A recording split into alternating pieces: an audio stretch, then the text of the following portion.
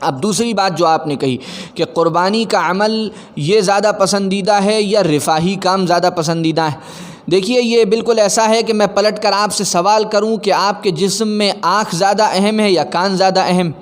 یہ بے تکا سوال ہے۔ اسلام نے تو جتنا زیادہ رفاہی کاموں پر ابھارا ہے اتنا کسی نے نہیں ابھارا۔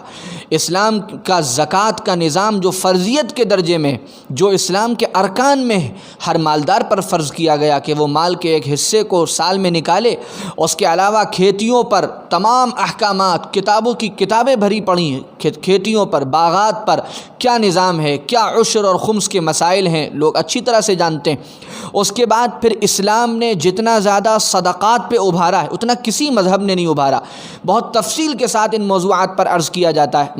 جا سکتا ہے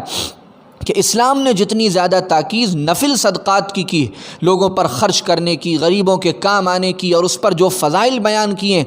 قرآن مجید بھرا پڑا ہے اس سے۔ قرآن مجید کے ان سارے احکامات کو اور ان سارے فضائل کو نظر انداز کر کے صرف قربانی کے 3 دن میں یہ سمجھنا کہ ان 3 دنوں میں جو پیسہ خرچ ہوتا ہے وہ غریبوں پر خرچ کیا جائے، یہ نادانی اور بے عقلی کی بات۔ وہ سارے احکامات اپنی جگہ، جس طرح روزے کا بدل نماز نہیں، جس طرح نماز کا بدل حج نہیں، اسی طرح قربانی کا جو عمل ہے اس کا کوئی بدل نہیں ہے۔ قربانی کی شکل میں پیش کی جائے گی، البتہ رفاہی کام، غریبوں کی خدمت، نوافل صدقات، زکوٰۃ، اس کا اہتمام ہمیشہ خوب اہتمام کے ساتھ جاری رکھنا ہے۔ جن لوگوں کو آج قربانی پر اعتراض ہے، کل ان لوگوں کو حج پر اعتراض ہوگا، عمرے پر اعتراض ہوگا کہ ہزاروں لاکھوں روپے خرچ کر کے لوگ کیوں حج کرنے جاتے ہیں، یہ پیسہ کسی غریبوں میں خرچ کیا جائے۔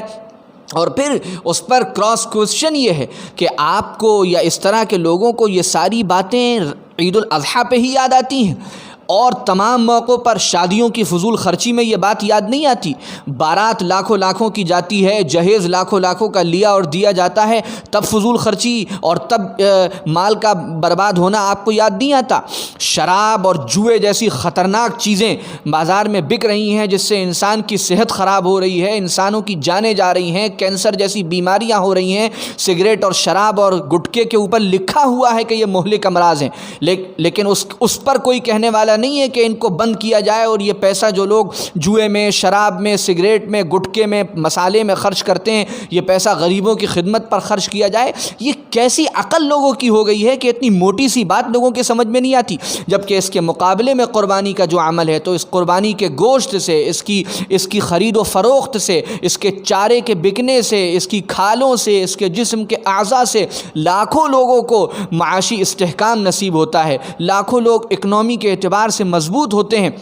لیکن اس پر لوگوں کو اعتراض ہوتا ہے۔ یہ صرف اپنی کم عقلی کی بات ہے، ایک تو اللہ کا حکم نہ سمجھنے کی بات ہے، دوسری عقلی اعتبار سے بڑی کمزوری کی بات ہے۔